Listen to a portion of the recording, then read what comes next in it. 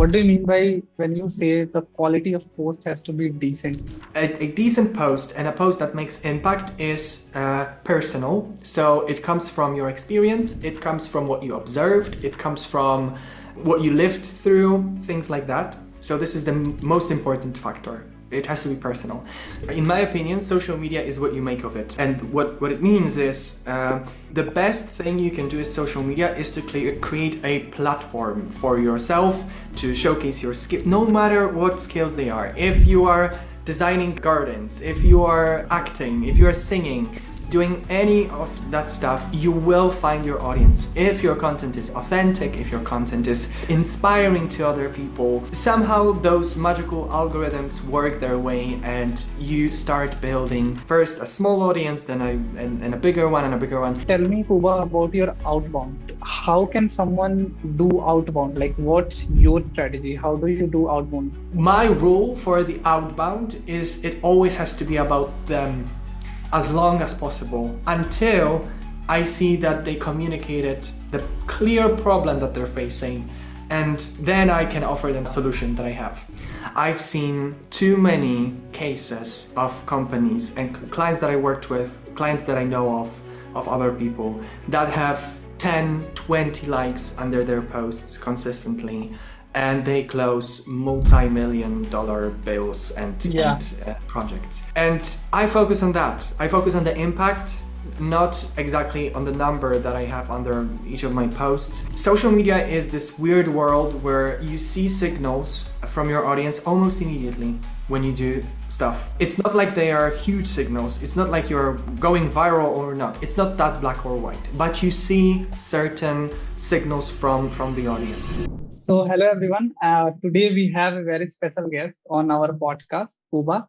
So, Kuba, I just love your content, right? I think I discovered you through a common mutual connection, right?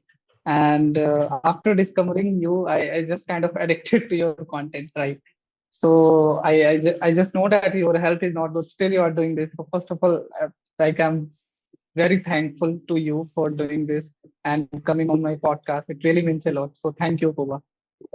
Of course, it's my pleasure. Thank you so much for doing such a great post. Actually, the invitation to the podcast was fantastic. You did a whole post about me and my story, which was, I felt super humbled and very appreciative. So thank you so much. I'm super glad to be here. Thank you, Kuba. So let's start with your journey, right? I already have like post about your journey, but I want to tell our viewers from your perspective, right? So tell me brief about your roller coaster journey. Oh wow. Probably the best place to start is so I am one of those young people who have been working for most of their lives, because when I was 11 I started working in theater. I was playing in professional productions. I got hired through a casting, just like everyone does, and I started working in theater first as in the first Polish production of The Sound of Music, a very popular Broadway musical. I played one of the main roles, and then I fell in love in theater for 10 years of my life. And I spent working alongside some amazing, great people throughout the country. We were creating some great stuff together. So that's what I was spending my childhood and adolescence doing.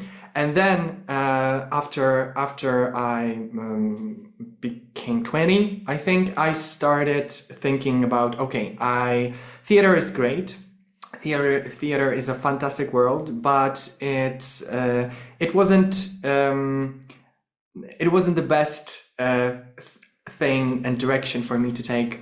I felt like that at that time, and I thought that it might be a good idea to steer towards something else. And because when I was applying to acting schools in Poland, and I was trying to get some formal education, I got confronted with a very different world of theater that I used to know before I started applying to theater schools. and acting schools in Poland. It turned out that this world is much more dangerous and much more, Dirty. I, yes, I don't want to say abusive, but almost abusive. Yeah, so I decided, okay, I gotta protect my peace. I don't need to become a world-known actor. Turned out it's not my ambition at all. I just always wanted to do some cool things with cool people. I decided to start a company. I found an ad on Facebook, actually, for about a content marketing course, some sort of it. Mhm. And I thought, okay, content marketing, very interesting thing. I started learning a little bit more. I bought the course. I started learning more about that. I found out that there is this marketing activity that basically means that you create some cool stuff. You work with cool people, with cool brands, and you get to create some creative, amazing things. So I thought, okay, that's perfect. That's exactly what I want to do. So that's how Storyangled, my current company, emerged. Basically, our mission is to create unforgettable content experiences for B2B companies. Then it turned out that tech companies and companies from complex niches have this need of some great content. So I decided to niche down in this space and create content for those kind of clients, which is a challenge, but also super exciting when it works. Interesting, interesting. Like your journey is very inspiring, right? Because I grown up in India and like I have seen some actors who like doing very good. Like I just today posted also that you come to Bollywood, right? So Yes. yeah, so I have seen some actors who are struggling, in theaters and from theaters to stars, right? But there are only three, four. There are around like 4,000, 40,000. I just don't know the number. And out of that, three-fourths become stars, right? And at the age of 50, right? So they have struggled like 20 years just to, become stars. So this is something when I was just researching, I felt that, okay, Kuba also do theaters and all those things, right? So I just found it very interesting. Awesome. Yeah, definitely. I think, I meet a lot of actually when I started building my brand on LinkedIn and kind of started talking about that, I met a lot of people from very different niches, not only more artistic niches, but completely different places where they landed in marketing and they're using their knowledge, their experience in what they do now, which I think is great. I think, if you are able to kind of reinvent yourself in that way and start building on top of what you learned previously, that's the best place, and it gives you a very unique advantage over the competition. Interesting. So I have just a counter question on this. Like, do you think that social media, like people are creating videos on social media, like let's say on YouTube or maybe on Insta? I've seen that. Like in India, I have some creators who become now stars, right, from YouTube, and they are working on movies also. I don't know about the other places, but I know about India. So they're working on movies also. So do you think that like the social media is like challenging or creating opportunities for maybe actors or acting skills, like you can show your skills on camera? So what do you think about this?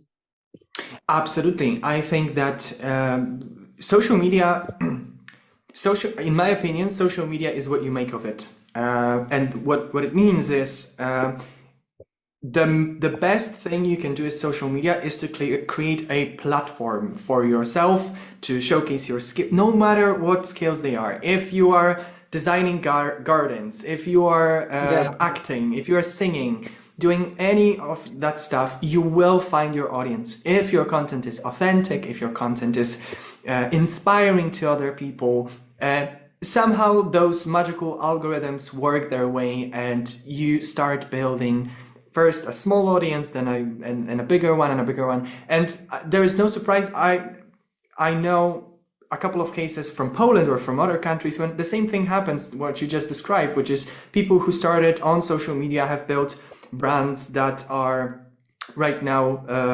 They are featured in movies, they are featured in television Yeah, programs, and yeah, right. so it's a jump start. It gives you a massive jump start if you are able to build your community on social media. Interesting. Let's talk about your, like, you have talked about a lot of rejection. Like, you have faced a lot of rejection from every acting school. Like, people said no. So tell me about that period. Like, right, like how is that period changed you, right? And what are the learnings you have learned from that period? I think the main thing that I learned from this experience is that there is no point giving up on yourself, no matter what it is. During my years in theater, this, acting is a very demanding job, not only physically but also psychologically. It literally, you are sometimes losing yourself because of the roles that you play, and this phenomenon is extended beyond just the stage. You actors are constantly giving up, are made to constantly give up on themselves because they need to look a certain way, because they need to fit in a certain model that someone else has in their heads. So when I got rejected from all the acting schools, and I almost got in. I was actually in one of the schools. I was the first one that opened the waiting list for this year, and when I saw the waiting list and I was opening it, I was like, okay, this might be a sign. This might be a sign. I don't want Yeah, to sound, very, very spiritual, but sometimes universe just gives you those. So yeah, so what it taught me is that no matter what you do, no matter how much you care about a certain thing, if you are made to give up on yourself, it's just take a step back. Just assess the situation, see if it's really necessary, see if you are able to do it in a different way, if you are able to kind of find a different solution to this conundrum. And most of the times there is a solution. There is another way to do it, even if it means just stepping away from it and finding a different path. interesting. So, like, I have seen that on, platforms like maybe on LinkedIn or maybe on other platforms also, right? Many creators who post, they are very much obsessed with virality. But I've analyzed your posts and your different sources. So you focus on, consistency and curiosity, right? So why do you think that, this is very important? And because a lot of people who came, they don't know, like, right? They just go on favorite creators and then they see that they are like viral. Their every post is viral of them, right? And they want the same. So why do you think this is very important and why people should do it like for longer period of time? Mhm. Um, Mostly because those numbers that people crank up on their social media mean exactly nothing. I've seen too many cases of companies and clients that I worked with, clients that I know of other people that have 10, 20 likes under their posts consistently, and they close multi-million dollar bills Yeah, and projects. I agree. And I focus on that. I focus on the impact, not exactly on the number that I have under each of my posts. I never, excuse me, no, once I went viral once. When I was starting my content creation journey, I started actually on Twitter, and I had one viral tweet. So apart from that, it was a steady, patient, painful sometimes growth, and I learned to enjoy it. I learned to enjoy this process, to kind of every day add one more brick to this whole kingdom that I have in my mind that I want to build. And I think that's after you get through the first phase of building your brand on social media, where you want the numbers and you are obsessed with it, and you get through this dopamine rush of chasing the numbers, then it becomes much easier to just trust the process. Even though my posts are getting less engagement, I still have inbound leads. I still have people reaching out to me. I still have opportunities like those. People invite me to their podcasts, things like that. So it works, even though I don't have 1,000 likes under any of my posts. Correct. I agree. So do you think that this is sometimes motivating? Like I'm not talking like if you want to play long-term game, right? Then the mental shift is very much important, right? I'm very big fan of novel, right? So like I understand the zero sum game and these things, but do you think these like sometimes it is very much disturbing and demotivating? You are not getting what you want. Then in that case, what do you do? Like So when you mean when things don't work, like it seems like yes, nothing yes, is yes, yes, moving. yes, yes. Okay. There is a very simple test that I use because social media is this weird world where you see signals from your audience almost immediately when you do stuff. It's not like they are huge signals. It's not like you're going viral or not. It's not that black or white. But you see certain signals from the audience. For example, let's say I create content for a Power BI consultant, and at first we started posting tutorials about Power BI, just tutorial content, and we noticed that people don't really care about that stuff because there are a lot of creators posting about this stuff. So we thought, okay, that might be a good idea. It works, but nobody cares for his tutorials. Why? Turns out when we dive a little bit deeper and we dig a little bit deeper, it turns out that his audience is actually consists of people that are decision makers in big companies that need Power BI projects, but they don't care about how to set up a DAX formula or how to do something, a trick in Power BI, or how to design a beautiful dashboard. They don't care about that stuff. So there is this mismatch between the audience and the content format. So when things don't go well for an account, I take a look at the mismatch between the audience and the content. So what is exactly said in the content if the audience reacts positively to it? That's one thing. The other thing is, once we find the match between the content and the audience, we have to find a match between the audience and the format, because sometimes different audiences react better to different formats. Some audiences prefer videos. Some audiences prefer carousels, single images, just text posts. You have to constantly try new things and design the content campaigns in a way that lets you test those things, test those hypotheses. So, for example, during the month one, we are testing two different formats, carousels and single images, and we see which ones perform better. Second month, videos, carousels, and images. And we are kind of learning more and more throughout the process about what exactly works and how to double down on things to make sure the content performs better and better over time. So that's basically what I do. And this lets you kind of take the pressure off yourself because you are not just throwing things at the wall, but you are actively learning things about the audience. And it becomes this mindset shift when you are starting to think, oh, okay, that didn't work. Okay, let's move on. Let's try another thing. So this constant experimenting piece is super important to kind of stop pushing yourself for more likes, for more, for constant virality. It doesn't matter. Interesting.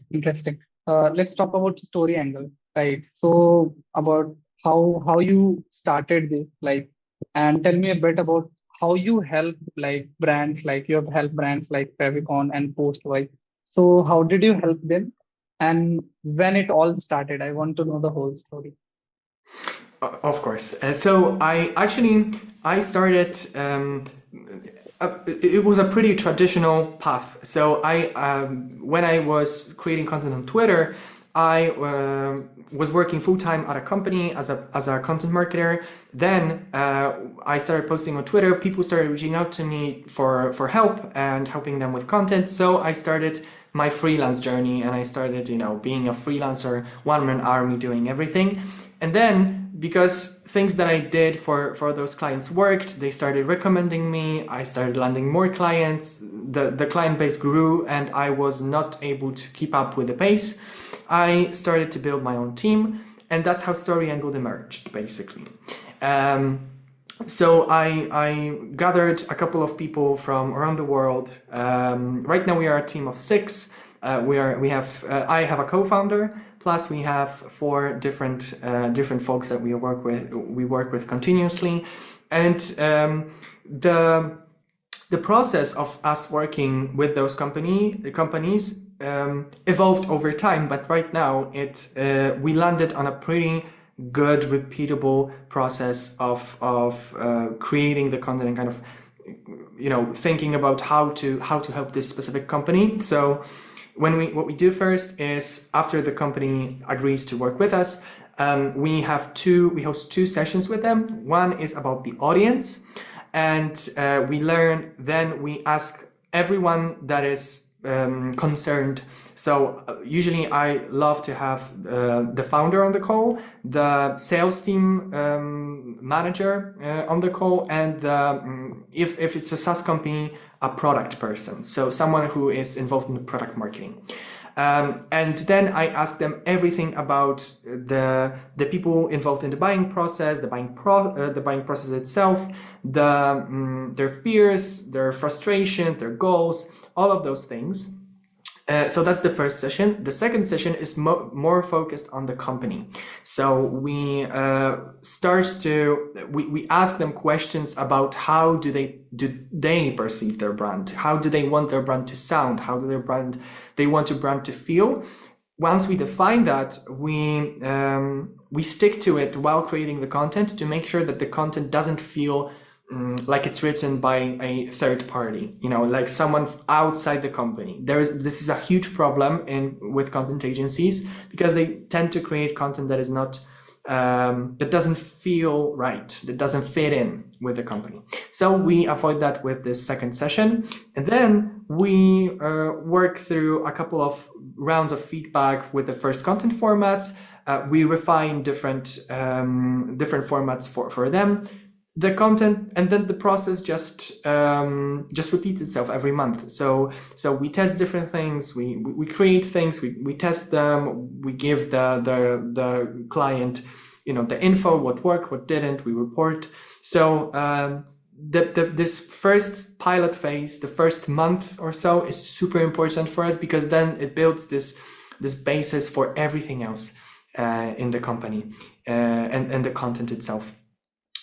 So this is the process that our clients really enjoy, because they tend to kind of get a second opinion about their company, a bird's eye view about the product, about their company, about what they do. And it's a very interesting experience, because it feels like someone is watching them, a little bit from a distance, and they get to uncover new things about their offer, about how they help their clients. So yeah, that's how we do it. So, like, I think you like, a lot of people have asked you this question, right? Like, if there is a brand, right, then they should have in-house content team, right? I have seen a lot of brands, right? So they have already like content team in-house, right? So how a content marketing like help them, right? You're like, people like, you got this question a lot, right? I think. So how do you differentiate with them, right? How are you Yeah. different? Yeah, absolutely. It's a great question, and I love this question. And let me give you an example. Recently, we started working with a company from a very complicated ed tech niche. It was a challenge when we started working together. Definitely I needed to do a lot of research for the content, for the strategy itself, and there is a dedicated content person inside the team. There is a person who handles all the content creation for the company, but usually, unless the company has funding and has the resources, usually in those types of companies, there is one person who handles all the content. So we are not becoming their competition, we are becoming their extension. So what we do is we communicate very clearly with a content person inside the company, and we give them materials that they can use as well in their activities. So, for example, if the content person within the company is responsible mostly for socials, and we are here to help with SEO or video content or any other content format, by doing the research that we do, by doing the competitive analysis that we do, by defining the positioning for the content person gets a lot of intel from us and is much more efficient and much more it's much easier for them to do their job, because they didn't just, it's not like they didn't care it's not like they weren't able to do the research, they just didn't have time. So because we have a repeatable process for that, we have more people to do this. They like working with us because we supplement them with the info that they just couldn't find time to gather. And it's a very positive experience most of the time. Actually, we never had any content person criticize us or try to kind of do some shady stuff. Usually it's pretty seamless, because we are, as I said, we are an extension, a second hand or a third hand for them. Interesting. Okay, let's talk about LinkedIn, right? Like I've seen that you talk a lot about, showing processes, debunking mistakes, and showing more error logs, right? I've seen a lot, you talking about a lot in your posts, right? So why do you think like these things work on LinkedIn? And yes, like you can obviously add some things like apart from these things which I have told, right? So what do you think? What is currently working on LinkedIn? I think there are a couple of parts to this question. The first part is what it means that something is working. For me, when LinkedIn content is working, it means you are getting business from it. And point blank, nothing else. Sometimes a lot of people on LinkedIn tend to create content that strokes their egos, not necessarily create business for them. And I'll stop here. And for me, the way that I see LinkedIn content and the way that I create my LinkedIn content, I would describe it as letting my potential clients look into my brain, how I'm thinking about their content, so they can imagine, if I hire this guy, he will go here, he will come here, and he will do all of those cool things that he describes in his posts. So the goal of my content is to help my client imagine how it is to work with me.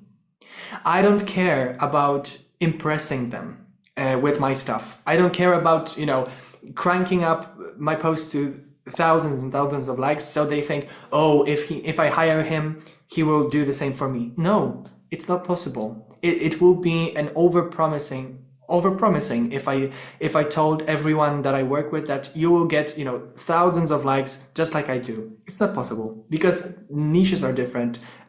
Customer habits in different niches are different. So the only thing, and that's the same kind of philosophy, kind of looking into my brain, it's the same philosophy that I apply to all my clients' content. We don't optimize for likes, we don't chase trends, we don't do any of that mumbo jumbo. We are trying to let their clients see how they think about their problems. We are trying to help them imagine, if I hire this guy, this is what we're going to do together, and that proved to be the most effective way to generate constant inbound demand for my clients, for myself. And I strongly believe, even if it doesn't give you lots of vanity metrics, this is the only way that you can create B2B content that works, and B2B content that actually generates income for you and your business. Interesting. So let's say if someone is just starting out, let's say come on LinkedIn, right? Someone is very beginner, right? So tell me, what are the two, three things they immediately do, not to just get likes or and all those things, just for working on LinkedIn, right? Like maybe their content works, or maybe their content at least sounds good, right? At least not sound generic like other, let's say whatever niche they are, right? It doesn't sound like everyone else, right? Because everyone is using ChatGPT, generating posts and all those things, right? So tell me, what are the two, three things you do, they can do to make their, content look not generic? Mm-hmm. The first thing is sit down and document the process of how you work. So what I mean by this is try to draw a clear path of when someone joins your company, or when a client joins your company, to the first success, to the first aha moment that they get. Try to clarify it as much as possible, because you will be describing this process again and again in your post. So it needs to be crystal clear. The second point is to define the one thing. It doesn't have to be anything fancy, but one thing that describes the transformation for your clients. Essentially, what it means is not what you do, but what you make happen for your customers. And I'll give you an example. For Storyangled, it's enter the conversation. What we do is we help our clients enter the conversations with their clients, basically. Nothing fancy, nothing super impressive, but it paints a clear picture in the client's head. When I say that on our clients' calls, they're like, oh, okay, yeah, I love this, because it's super, it's very succinct, but very on point. So try to find this one thing that you make happen for your customers. And the third, I would say, is to write a shit ton of posts. A shit ton of posts. You don't have to publish them, but do the heavy lifting. Do the writer's gym, because it lets you develop your own unique style. It lets you develop taste for your own content. It lets you, it gets you through the first kind of awkwardness of editing your own post, because when you edit your first post, there is this very weird thing that's happening, that you are almost afraid to do it, because it took a lot of time from you. It's so precious, so you have to do a little bit of heavy lifting at the start to just stop caring so much about the content that you just wrote.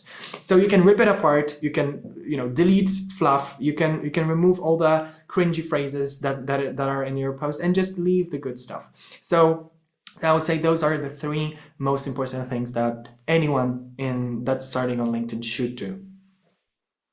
Interesting. That makes so much sense. Let's say I'm just giving you a hypothetical question, right? I'm putting focus on you. So tell me, let's say you lost everything now, right? Like everything means nothing. You have zero like savings, and you have zero knowledge, right? So tell me the exact steps. What would you do to make your agency, let's say, like you start, right? From very, very basic, right? So what exactly steps you will do to build again the same thing which you have built, right? Exact skills, exact steps, and exact process. What will you do? Like if someone is a Hmm. beginner who is watching this and want to do, like, let's say content marketing agency, right? Or whatever agency, right? So what exactly steps they can do, right? Hmm. A very good question. Pick one channel for promoting your stuff, for writing about your work. It doesn't have to be LinkedIn. It has to be a channel that your audience spends their time in and where they hang out, basically. Um, that's the first step.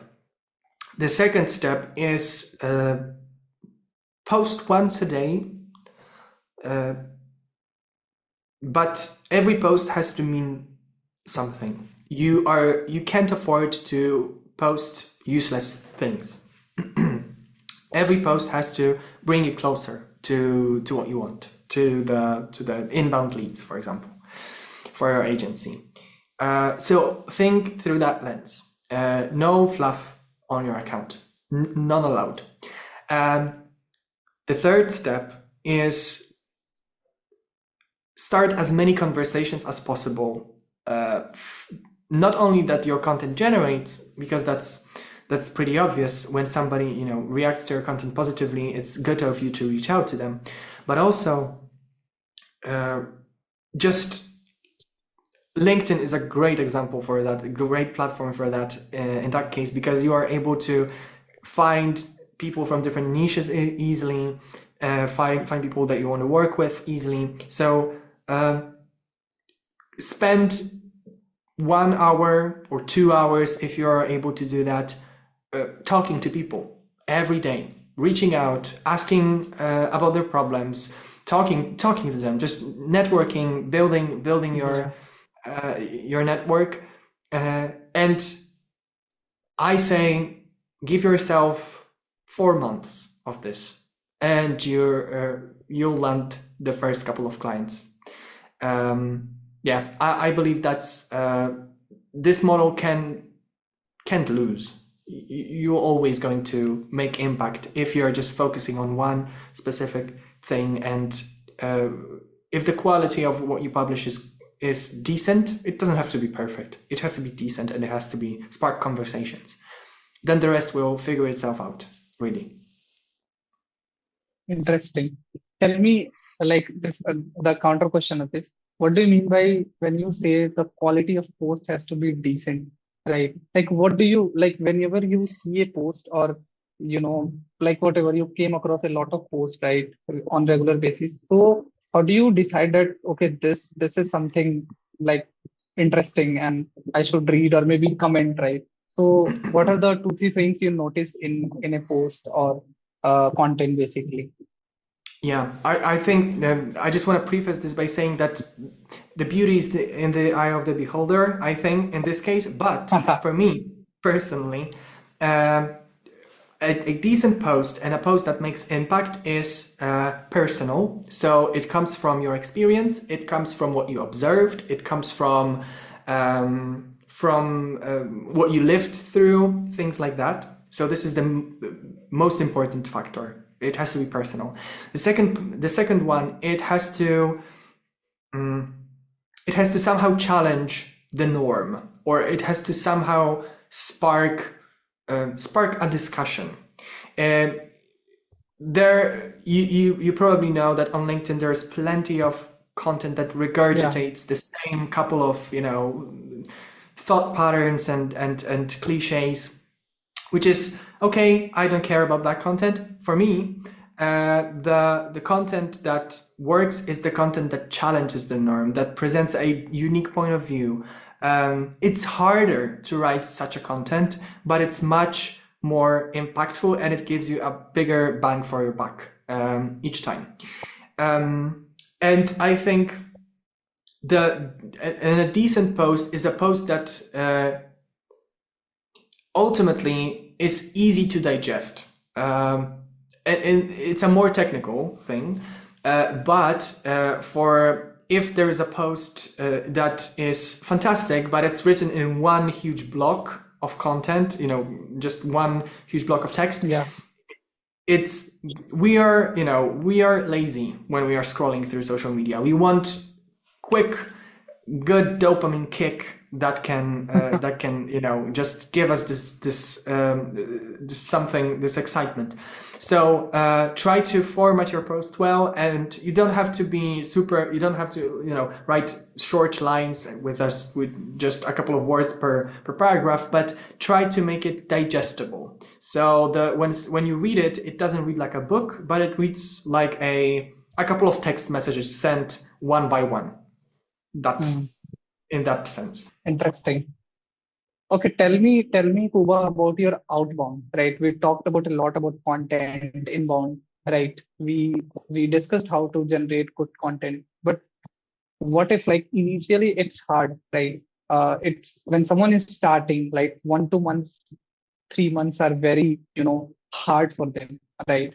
And inbound is good, like you have to be in the game for long term, right? To get some good clients, right? To create some good stuffs, right? But how can someone, do outbound? Like, what's your strategy? How do you do outbound? Like, right. Mm. So tell me about that. I am no expert in that regard, but what I do myself is I focus on on starting conversations in a way that is I'm definitely not spamming my prospects with messages. Yeah. I am not talking about myself in the cold messages. I try to start conversations even if it's not someone with someone who engaged with my posts. But if I reach out to a completely cold person, I try to start a conversation by first reacting to their posts, reacting to their work, appreciating it, and then moving to the M's, talking about what I enjoyed from this post, what I liked, what I observed from it, what I learned. So my rule for the outbound is it always has to be about them as long as possible until I see that they communicated the clear problem that they're facing, and then I can offer them a solution that I have. So that's my main rule for outbound. I'm just telling you about this. Tell me if this makes sense to you. What I do, like I have like a community, so I teach them about this thing, like about outbound. I'm just telling you if this is making sense to you, right? So you just tell me upfront, right? So what I do, I just told them that if you are going outbound, what you can do, you can find some common points between you and your prospects, right? Let's say your prospect post about maybe mental health or something around that. Like a lot of prospects which I landed mostly talk about spirituality, yoga, and all those things, right? And I'm into it because I'm just into it because I learned a lot of things about spirituality. I'm a spiritual kind of person. So I started talking with them around these things, and eventually they landed like become my client, even though they didn't see my portfolio work anything, right?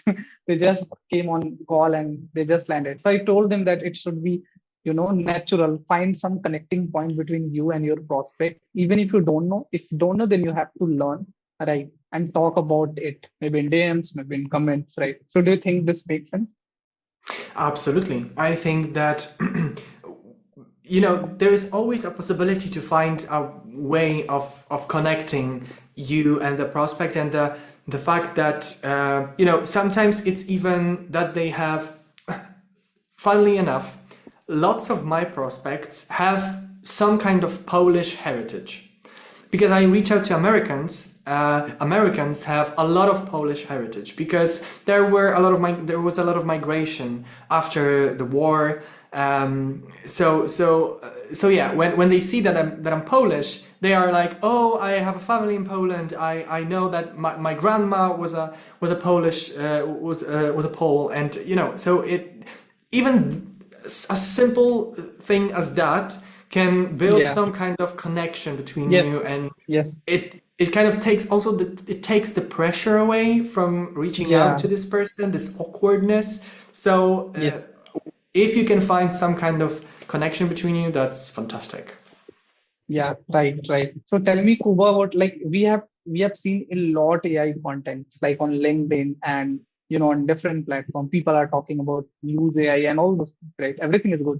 But there are AI agents also coming. People are using AI agents, right? So do you think like people like how much this is, people can, rely on AI like ChatGPT? Does this actually it helps, but what do you suggest how it can help, and how it can build your content to next level, right?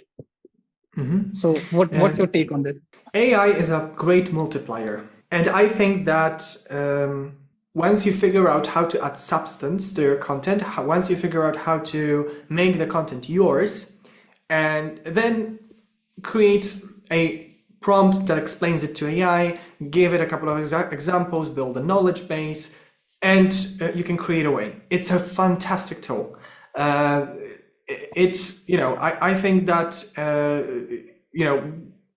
it's great for kind of multiplying how you show up on social media, where you show up. But Yeah. the only caveat to that is you have to do the heavy lifting up front. Again, you have to put in a lot of work into defining how your content should sound, why you're posting in the first place, how you should sound to your audience, all of those things before you delegate it. Otherwise, you will get tons of content which will sound like a mixture of everyone else's, and it will be very forgettable. Generic. Yeah. Yeah. Correct, correct. So tell me, you have seen a lot of content in LinkedIn, right? A lot of people are doing a lot of things, right? But they have a common problem that they're not getting leads. First of thing, we talk about inbound leads, content lead. So do you think that they have a content problem, or do you think they have a system problem, or do you think they have a offers problem, right? You came across a lot of people, right? Maybe if some have content, they have not good offer, or they are not able to present their offer in a good way. So what do you think top three mistakes people are doing on LinkedIn, right? You've seen a lot of content on LinkedIn. So what do you think? What are the top three mistakes? All of them can happen. I think that all of them are possible. But if I were to pick the top three, I see millions of posts every month, I think, and I write another million for our clients. But I think that the most important mistake that I see people make is that they are not showing enough of their thinking in the posts. Um, and it doesn't, again, it's not like you have to be extremely original in everything you say. No, but your content has to communicate that you are looking at the problem through your lens. It's a slight difference between a content that is just describing a problem and the content that is describing the problem from your perspective. And when I see content that is underperforming, when I audit content for my clients, when I audit different kind of content, I see that the main issue is that I'm just talking about a problem. And why are people not reacting? Because everyone is talking about this problem. Everyone in your niche is talking about this problem. But if you show it through your lens, if you show it that you've been there, you dealt with it, you've been in the trenches, magically somehow it clicks something in our brain, and our brains start to listen. They start to trust it more. So I think that's the main kind of problem. The second problem I see is that content is all over the place. So when people are, especially when they're starting out, they want to try everything. They see lots of posts on their feed, and they try to, I will Yeah, try this format, I will try this format. And then the content becomes this, this mixture of different things that don't connect. One to the other doesn't connect. So if you of course test it, of course test different formats, yes, but make sure all of them look related to each other, that they are not, they don't have different styles, they don't have different voices, they don't have different tones. It all has to be seamless. When somebody goes to your profile and goes through your content, every time it has to sound like you. It's super difficult because when when you're are a one-man army and you're trying different things, it's easy to lose yourself. But Correct. again, yeah, but it all has to be. You have to figure out a way to always take a step back before publishing something and check in with yourself. Does this actually sound like me? So that's the main thing in terms of content, and in terms of system. You have to establish a certain routine on LinkedIn.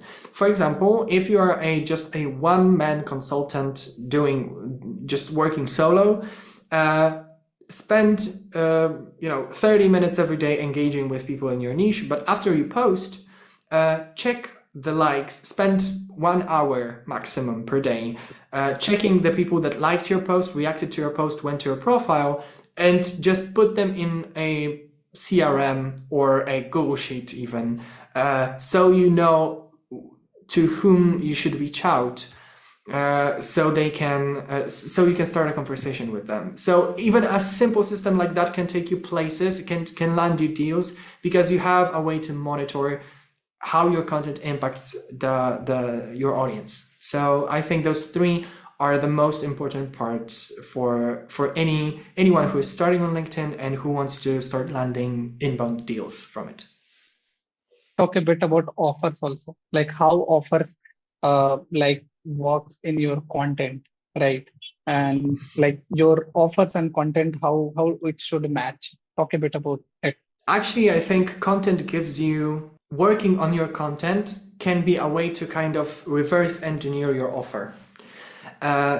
Because when you're doing content, when you're building a content strategy for yourself, you're digging deep into the customer's problems. You're digging deep into what triggers them, what inspires them, and knowing that you're able to position your offer in a way and build your offer in a way that responds to those pain points and aspirations and goals.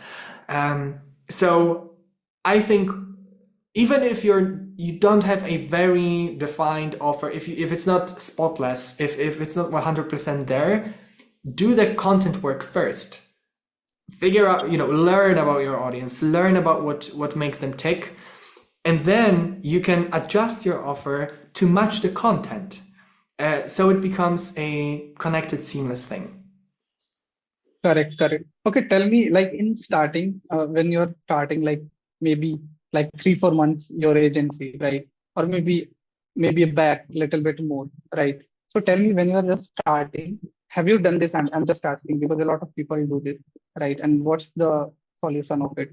You can be the right person to tell me. Let's say, suppose when they're starting in content marketing, they want to focus on maybe only these kind of clients or maybe these kind of services. Let's suppose any 2 3 services, but eventually they get some other clients or maybe other kind of services, and then eventually they adapt it, or maybe sometimes they succeed or sometimes they lose, right? So do you think this is the right? Because if you don't have clients, then you accept everything, right? You accept whatever comes on your plate. So do you think, is this right? And like, if not, then what is the solution? I actually was this person. Who was accepting projects just because I needed the money, because the Correct. agency needed to stay alive, and I strongly believe you have to have a clear niche that you help, because it helps you build processes to help those types of people. It helps you build a repeatable process to help them, to land them, to create successful content for them, to generate leads for them, and it's much easier to do this when you have a very defined niche, when you know who you help, when you know the people, that how exactly things work in their environment, how do they land leads, how long does it take, how extensive it is, things like that. When you know those things, it's much easier for you to give the client clear expectations, to create content that works actually. And once I really laser focused myself on this niche, on B2B tech, my job became easier. I started getting more referrals. I started being recommended by my other clients because I was able to give them great results continuously. So yeah, I think there is no way around that. You cannot cheat this. You cannot trick yourself out of this. Yeah, just focus. Just make sure once maybe if you just started out, test different things. Test how different places, different niches, and see where you feel like you make the most impact. But once you have that, once you identify that, just niche down. Okay, cool. So we've talked about a lot of things in content marketing and how should your content look like inbound, right? So I'll ask you the last question, and uh, my last question is, what would you advise to someone like if someone is watching you, like on the podcast, and basically they want to grow their LinkedIn and their content should be, good. They want clients. They want their content to look, different from the all other voices or noises basically, right? So what's your advice to them who is watching you? Maybe they're in your early 20s, 30s, whatever is there, right? Okay, an exercise. sit down Please. for sit down for 30 minutes. Set a timer for 30 minutes and open a notebook or a piece of paper or even a note application on your phone or your MacBook. And for 30 minutes, focus on describing as much of your journey as possible. Describing as much of what you did throughout, from the moment you gained consciousness to now. Once you have that, try to find the unique or interesting things that you've achieved or unique journeys that you've been through or experiences that you've gained, and once you have that, you will have a great starting point of a database basically of unique angles that you can apply to your content, unique stories that you can use in your content, and building that starting point will help you differentiate yourself from all the noise immediately, because the simple truth is, even if you're the most boring person in the world, if you spend your life on your couch for the longest time, you will find things that you've done differently. You've done like no one else did, and that can become your great unique advantage in content, just because you think differently than all the other people in the world. Interesting. Kuba, I just wanted to ask one thing. Like, what's your age? You seems very young. I'm 25. Wow. If I will not ask this question, I feel very ashamed, right? So tell me, like, if someone is very ambitious, right, but they are lazy, right? Because you started very early. You told me that you started when you are 11, right? So what, like, I just don't understand what motivates you throughout these years and why you started this early. And what if someone is like, they're very ambitious, but they're lazy, right? So what do you advise to them, right? I actually definitely don't advise them to be like me, because I am the other side of the spectrum. I am ambitious and very hardworking, which means that I tend to push myself too far. what I advise people who are lazy but they're ambitious, it's do cool shit. That's it. If you're doing cool shit with in any area, field, whatever, you will enjoy it. It will excite you. It will bring you joy, which I think most of the things that I'm doing now, the company that I'm building, all the other things that I'm doing beside my company, I try to do things that bring me joy. And this is what drives me. This is what gives me this push, even if I'm super tired, even if I'm overworked. It keeps me going because, if you're doing cool stuff, you're feeling like you're you're in the zone all the time. And I think that even a lazy person is able to do this and is able to enjoy things at their own pace, at their own scale of things. But doing cool stuff will keep you hooked to this thing that you want to do. So just do cool shit, basically. Amazing. So we will wrap the podcast. So thank you so much, Kuba, for doing this. I'm really feeling very good talking with you. I hope you enjoy the conversation. Thank you so much for doing this. We'll do the part two and we'll talk about more in depth about content and all those things, right? So thank you, Kuba. Of course. Thank you so much for inviting me. I really, really enjoyed talking to you. And yeah, thanks.